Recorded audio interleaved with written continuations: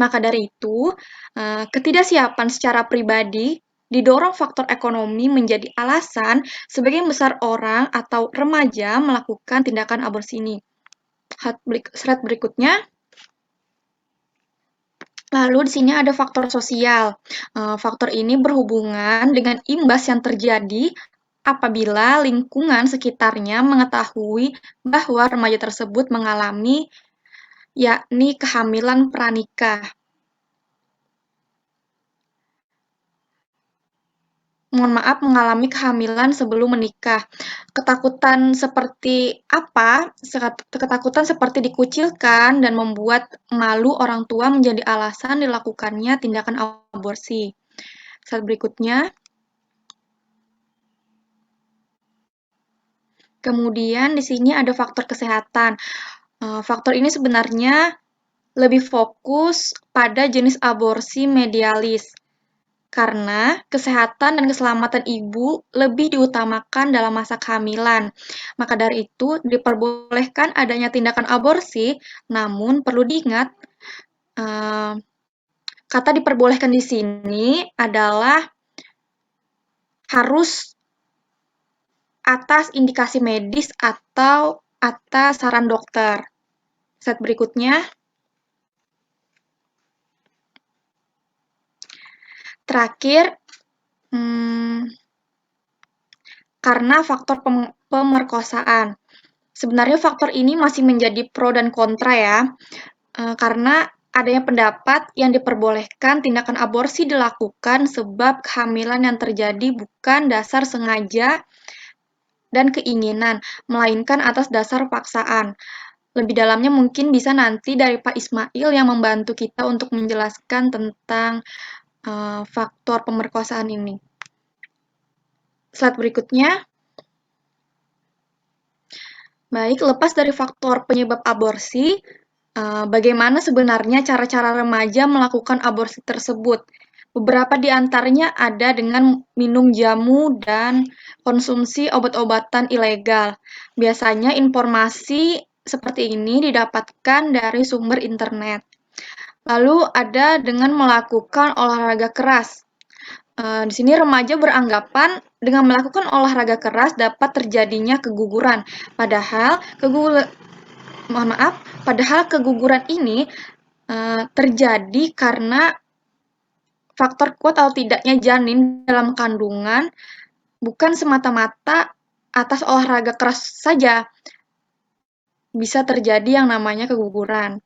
Lalu ada dengan konsumsi nanas muda. Di sini mungkin kita sudah sering ya dengar katanya kandungan dalam nanas muda ini dapat menggagalkan terjadinya kehamilan. Namun sampai sekarang informasi ini masih simpang siur apakah fakta atau hoaks. Kemudian ada dengan memijat bagian perut. Hal ini biasanya terjadi di dukun beranak atau pihak yang melegalkan proses aborsi tanpa alat medis.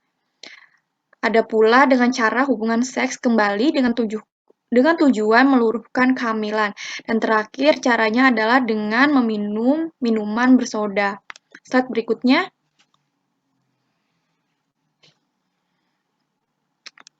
Tindakan aborsi secara legal maupun ilegal pasti memiliki resiko baik sementara ataupun permanen. Resiko yang dapat muncul yaitu resiko pada kesehatan dan keselamatan secara fisik.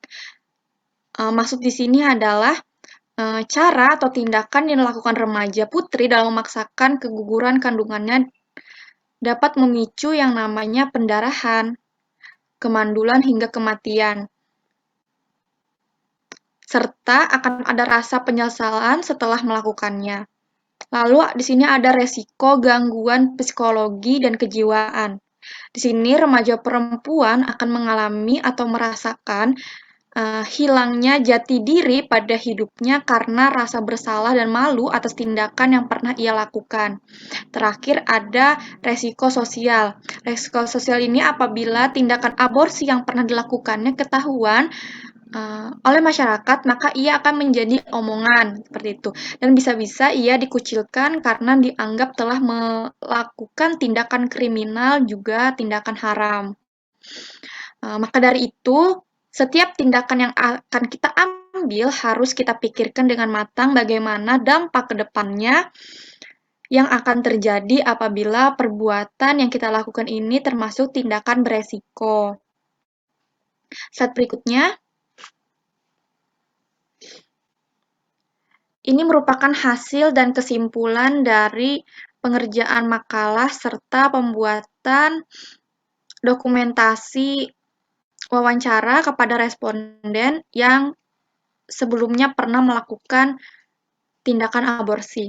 Dari hasil wawancara dapat disimpulkan bahwa aborsi terjadi akibat kehamilan di luar nikah yang terjadi pada remaja akibat gairah seksual dan kurangnya pengetahuan mengenai seks, sehingga memilih jalur aborsi karena tidak ingin dan tidak bisa bertanggung jawab. Adapun informasi mengenai aborsi yang biasa didapatkan berasal dari internet dan cara-cara aborsinya pun dilakukan secara ilegal, seperti meminum obat-obatan. Sedangkan mengenai efek samping dan dampak mengenai aborsi biasanya diketahui. Sedangkan mengenai efek sampingnya itu, serta dampaknya, orang yang melakukan aborsi ini biasanya sudah mengetahui, tetapi hal tersebut dikesampingkan karena terpaksa atau takut akan dampak-dampak sosial yang mungkin terjadi apabila kehamilan itu dilanjutkan. Kiranya itu saja penjelasan yang dapat saya sampaikan mengenai tindakan aborsi khususnya pada remaja.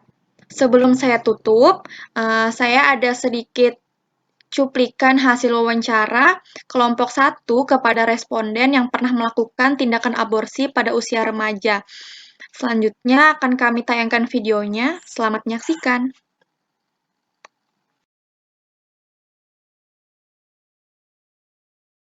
Baik, selamat malam Kak Mawar. Mohon maaf saya samarkan namanya ya, agar tidak mengganggu privasi yang bersangkutan. Iya, Citra, tidak apa-apa. Baik, terima kasih sudah bersedia meluangkan waktunya sebagai responden pada malam hari ini. Adapun maksud saya mengajak Kak Mawar melakukan komunikasi melalui Zoom, yakni sesuai dengan email saya beberapa hari yang lalu yang telah Kak Mawar terima. Benar Kak Mawar, apakah sudah diterima dan dibaca? Sudah, Citra. Ini untuk tugas kamu ya? Iya, baik sebelumnya perkenalkan ya Kak, saya Citra Rizky Wardani, mahasiswi semester 2 dari Fakultas Kesehatan Masyarakat Universitas Mula Warman. Di sini saya sebagai perwakilan kelompok yang mendapat tugas dari mata kuliah Kesehatan Reproduksi Masyarakat, di mana tugas ini diminta untuk mencari responden yang pernah melakukan tindakan aborsi, baik itu ilegal maupun tidak ilegal. Mungkin saya hanya akan menanyakan beberapa pertanyaan umum kepada kakak, dan saya mohon maaf ya Kak, dengan adanya pertanyaan saya ini, Kak Mawar kembali teringat akan masa lalu yang seharusnya sudah berlalu. Bagaimana Kak Mawar, apakah bersedia untuk saya tanya perihal pengalaman kakak dalam tindakan aborsi? Iya, Citra, tidak apa-apa. Semuanya udah berlalu juga kan? Baik Kak, terima kasih. Langsung saja ya Kak. Iya, silakan. Kalau boleh tahu nih Kak, usia kakak sekarang berapa ya? Usia saya sekarang 22 tahun. 22 tahun. Boleh saya tahu awal mula kakak bisa sampai melakukan tindakan aborsi itu seperti apa ya Kak? Awal mulanya pada saat itu tuh saya memiliki seorang kekasih. Saya dengan pacar saya telah berpacaran 2 bulan. Tepat di hari saya ulang tahun, pacar saya itu mengajak saya untuk nonton di bioskop. Ketika itu kami pulang sudah larut malam, Citra. Pada saat itu tuh cuacanya lagi hujan deras juga pada malam itu. Lalu pacar saya mengajak saya untuk ke rumahnya saja berteduh, yang kebetulan kedua orang tuanya ini sedang keluar kota. Nah, singkat cerita, hal yang tidak boleh kami lakukan ini itu pun terjadi. Awalnya tuh baik-baik aja, kemudian 2 bulan setelah itu, selanjutnya kok saya telat haid, dan habis itu saya cerita ke pacar saya. Setelah dicek ternyata saya garis 2. Bingunglah kami berdua nih. Akhirnya saya dibantu oleh pacar saya untuk memeriksa kandungan. Ternyata pada saat itu usia kandungan saya ternyata sudah 18 minggu umurnya. Alhasil kami bingung, tetapi pacar saya tidak mau bertanggung jawab. Lalu saya dipaksa untuk menggugurkannya, gitu Citra. Gitu Maaf ya ya Kak. Citra, saya nggak bisa cerita banyak kronologinya. Iya kan nggak apa-apa Kak. Saya cuman butuh apa ya? Singkatnya gitu nah Kak. Dari awalnya Kakak tuh gimana sih? Oh ternyata coba-coba bukan coba-coba sih, ada kesempatan gitu ya Kak. Jadi melakukan melakukan oh mungkin saat melakukan itu tanpa alat kontrasepsi seperti itu ya Kak? Iya benar. Semuanya kayak berjalan terjadi gitu aja gitu dok. Gitu nah. Iya Kak, paham saya Kak. Lalu bagaimana cara Kakak melakukan dan mendapatkan informasi mengenai tindakan aborsi tersebut? Pacar saya tuh mengetahui informasi aborsi itu dari internet.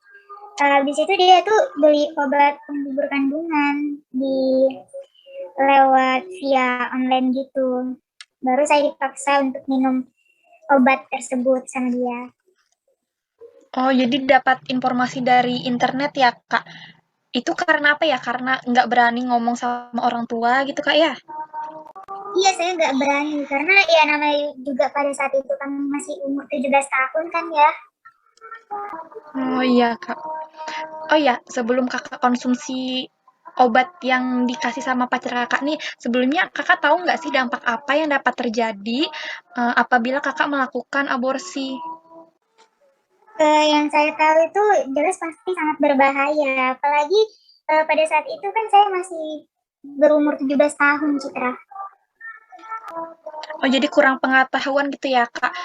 Bakal bikin apa gitu kan ya sama kandungannya Kakak atau bagaimana tentang kesehatan. Jadi cuma taunya oh pasti bahaya gitu. Iya, pengetahuan saya masih minim sekali pada saat itu tentang aborsi. Ya intinya ini ya Kak, apa biar nggak ketahuan gitu kalau misalkan hamil. Ya gitu lah pokoknya. Oh iya. Setelah aborsi nih Kak, kan Kakak udah gugurin kandungan Kakak tuh. Dampak apa sih Kak yang Kakak alami atau rasakan? Dampak yang saya rasakan nih merasakan nyeri yang amat sakit di daerah rahim saya, keluar darah, nyerinya yang gak berhenti. Selain itu saya juga jadi takut bertemu dengan lelaki. Habis itu tuh saya tuh putus sama pacar saya, nggak berhubungan lagi. Dan lama saya baru bertemu lagi dengan dia karena saya masih trauma gitu. Oh, jadi Kakak ada rasa penyesalan gitu ya Kak melakukan itu? Ya, benar sekali. Oke Kak, kalau bagi lingkungan nih Kak, apa dampak yang paling Kakak rasa? Eh, saya lagi jadi tidak terbuka, saya tidak seceria dulu.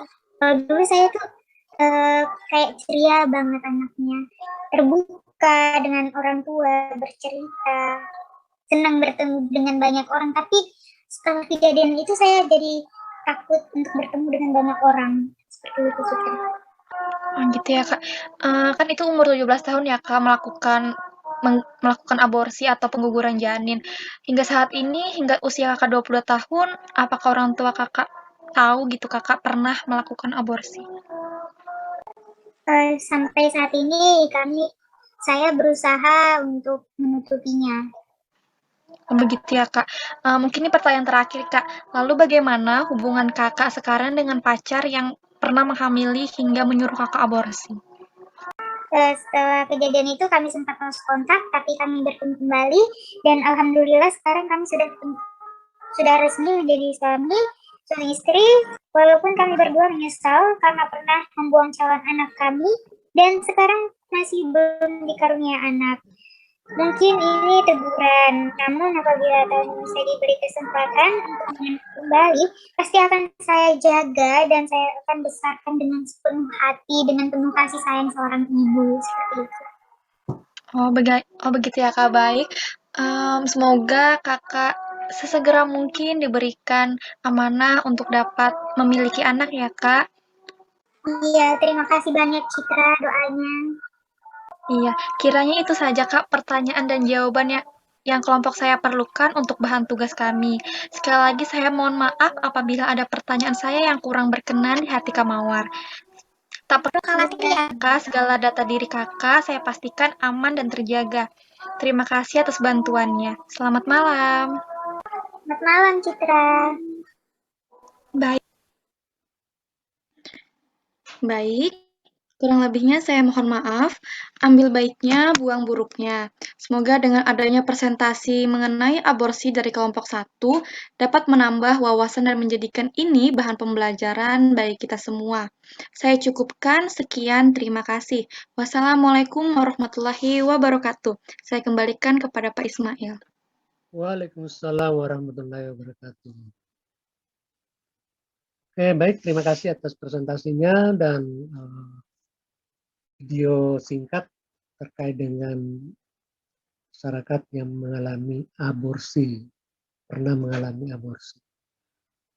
Oke, dilanjut di kelompok 2. Nanti setelah itu baru kita diskusi ya. Oke, baik, silakan kelompok 2. Baik, apakah PT-nya telah terlihat? Sudah. Baik.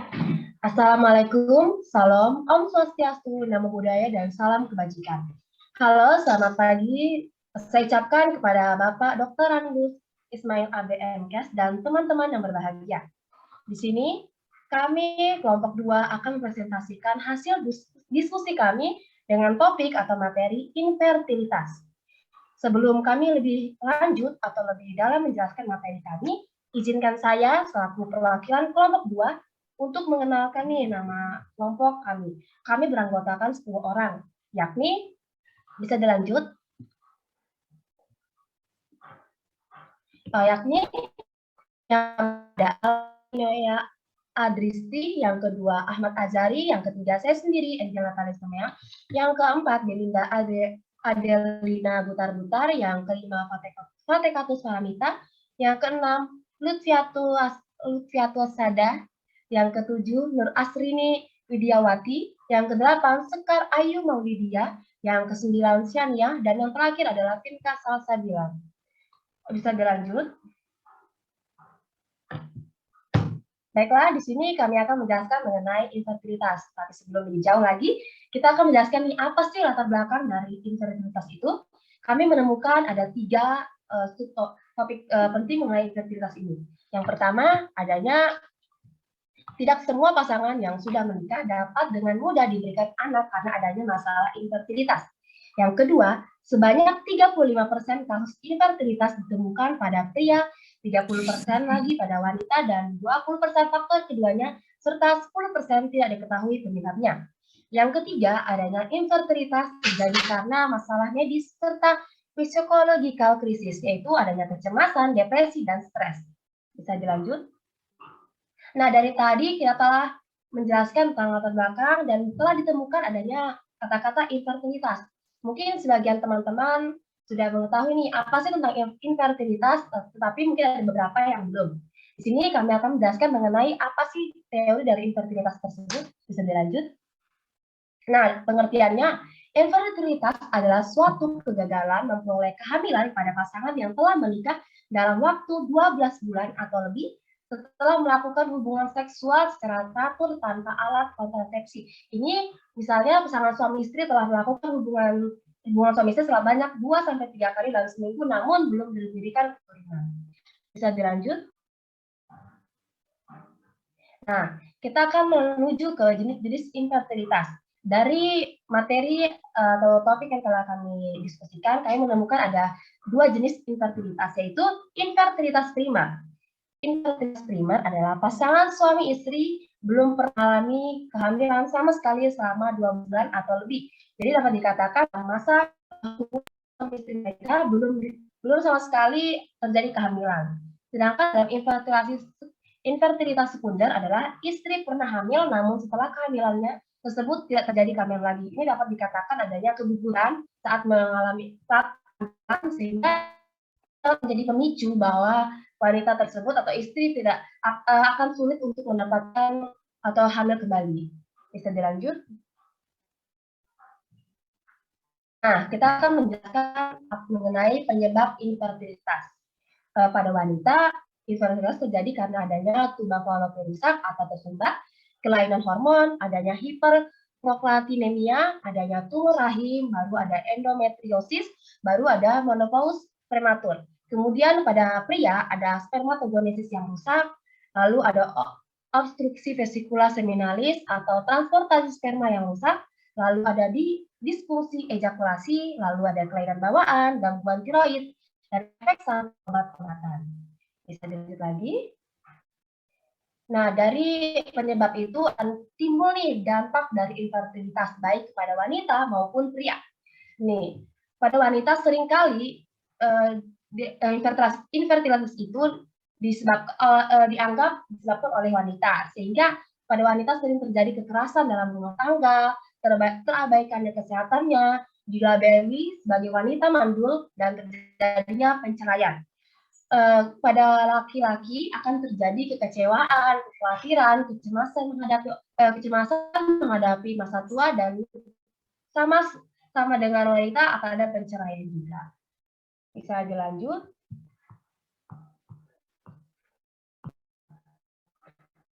Nah, kita akan berlanjut kepada apa saja ya sih yang menjadi faktor infertilitas. Semakin bertambah usia, semakin tua pasangan suami istri tersebut akan semakin sulit untuk mendapatkan keturunan. Yang kedua, adanya kebiasaan merokok atau sering terpapar asap rokok. Nah, kenapa ini terjadi? Karena asap rokok itu mengandung zat-zat yang sangat berbahaya untuk kesehatan. Stres ini dapat disebabkan oleh beberapa faktor, misalnya karena pekerjaan, karena ekonomi, karena keluarga, dan sebagainya. Kemudian adanya faktor infertilitas keempat, yaitu konsumsi alkohol. Ini dapat juga sebagai pemicu terbesar terjadinya infertilitas dalam pasangan suami istri.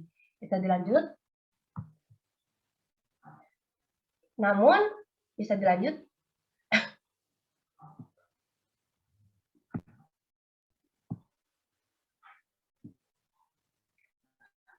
Baik, namun infertilitas ini masih bisa ditangani. Dapat disimpulkan ada 4 penanganan yang dapat dilakukan. Yang pertama yaitu pencegahan, yang kedua adanya pengobatan dan konseling untuk masalah ejakulasi, yang ketiga adanya antibiotik untuk mengobati infeksi, dan yang terakhir adanya penggunaan obat kesuburan dan hormon. Bisa dilanjut. Nah, di sini kami telah melakukan hasil wawancara kami yang dilakukan oleh rekan kami. Kami akan memplay video ini, namun sebelumnya saya akan serahkan kepada teman saya, Fatikatus Paramita, untuk menjelaskan mengenai hasil video wawancara ini. Kepada teman kami, Tika, waktu dan layar saya persilahkan. Baik, Angel, terima kasih atas penjelasannya. Apakah suara saya terdengar dengan jelas, teman-teman? Terdengar, Tika. Oke, baik.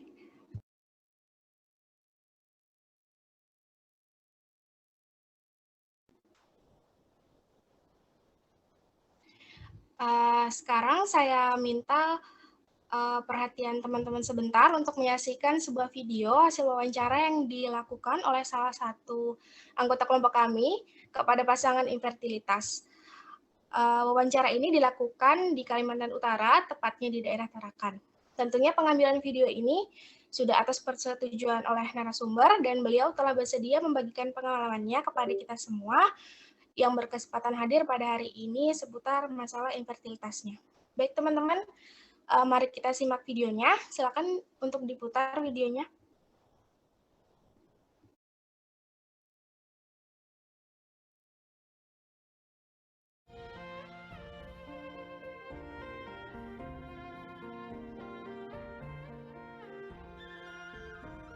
Selamat siang Ibu.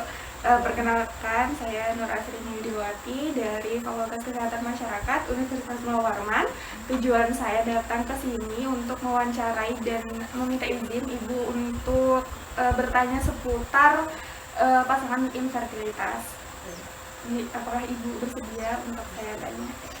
Nah, sih Ibu, ya santai aja Ibu, ngobrolnya jangan terlalu tegang. Jadi saya mau nanya untuk pernikahan, tanggal pernikahannya yang tepat, kayak tanggalnya, bulannya Ibu.